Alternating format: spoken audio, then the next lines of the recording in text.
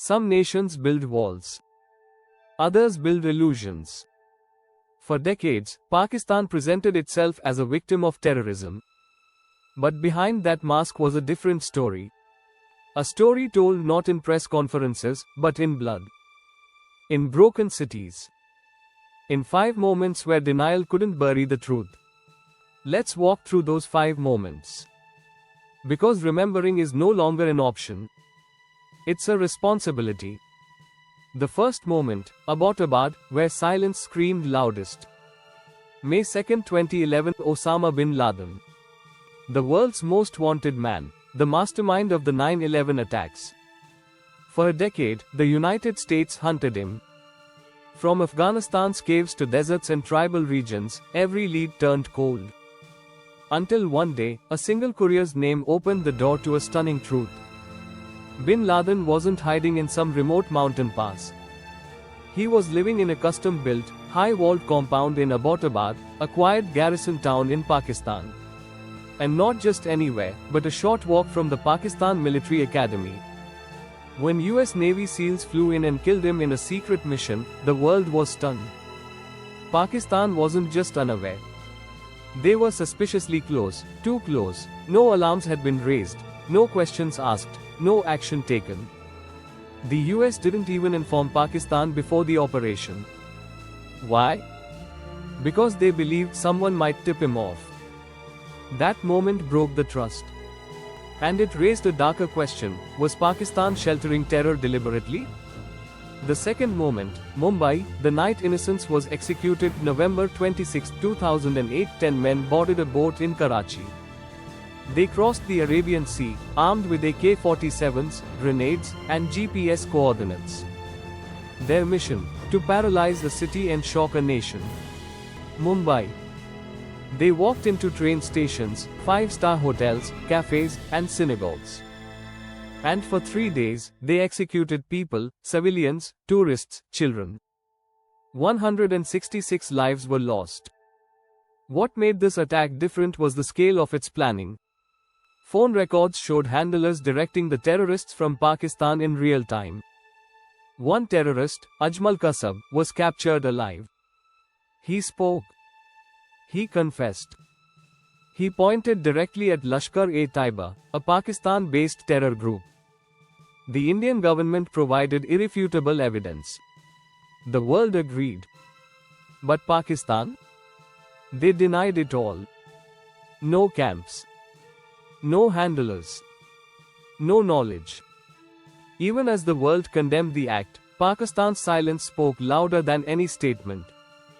The third moment, Pathankot, when the pattern got too clear to ignore. January 2, 2016, an Air Force base in Punjab. Strategically critical. Heavily guarded. 6 terrorists, again, from Pakistan, broke in. For 80 hours, Indian forces fought back in freezing conditions. Intercepted phone calls during the operation traced back to Bahawalpur, Pakistan. The attackers belonged to Jaish-e-Mohammed. The links were direct and undeniable. India made a rare move. It invited Pakistani investigators to examine the evidence firsthand. A diplomatic gesture, rarely extended. But what followed was déjà vu. The investigation stalled. Names disappeared. Dossiers were ignored. Pakistan's institutional response wasn't action. It was amnesia. The fourth moment, Pulwama, when morning turned to retaliation. February 14, 2019, a convoy of CRPF soldiers on a highway in Kashmir. A suicide bomber drove into their vehicles, killing 40 Indian soldiers. It was the deadliest terror attack in Kashmir in decades. Jaish-e-Mohammed claimed responsibility. Once again, Pakistan was home to the outfit's leaders, training camps, and ideology. This time, the Indian response changed the game. Just 12 days later, Indian fighter jets crossed the line of control and struck deep inside Balakot, a training facility in Pakistan. The response was sharp, strategic, and unapologetic.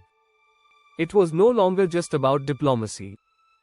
It was about deterrence. Pakistan denied damage.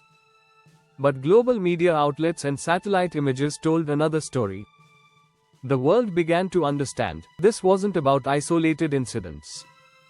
It was a system. The fifth moment, Pahalgam, when even tourists became targets. April 22, 2025. Pahalgam is known for peace. For its mountains, valleys, and yatras. Not for blood. That changed in April 2025.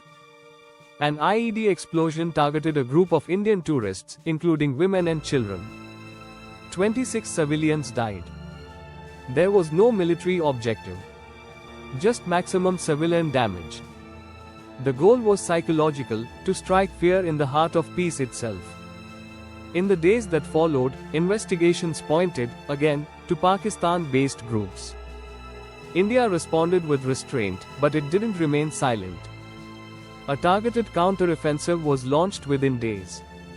Key terror training sites and logistics hubs were dismantled across the border. Diplomatically, India pushed for global condemnation. And this time, the world responded, not just with words, but with questions. The aftermath, the mask slip. By now, the Financial Action Task Force, FATF, had grey-listed Pakistan. Too many terror groups. Too much unmonitored funding. Too little accountability. In the wake of the Pahalgam attack, India urged the International Monetary Fund, IMF, and global lenders to reconsider financial support to Pakistan. But despite protests and India's formal abstention from the vote, the IMF approved over $2.4 billion in funding to Pakistan just weeks later. $1 billion under the Extended Fund Facility, $1.4 billion under the Resilience and Sustainability Trust, aimed at climate initiatives. Critics slammed the move. Former leaders from Jammu and Kashmir condemned the timing. They questioned whether global finance was turning a blind eye to a security threat. Pakistan, meanwhile, made cosmetic changes, renaming banned outfits, reshuffling leadership, and releasing symbolic statements. But the world had seen this playbook before. The real story. So, what do these 5 moments really show? They show that terrorism doesn't survive on ideology alone. It needs shelter. It needs infrastructure. It needs silence from those who know where the next attack is coming from. These aren't accidents. They are patterns. And patterns, when repeated, become policy. From Abbottabad to Pahalgam, the story has remained consistent. It's not just India's concern. It's a global warning.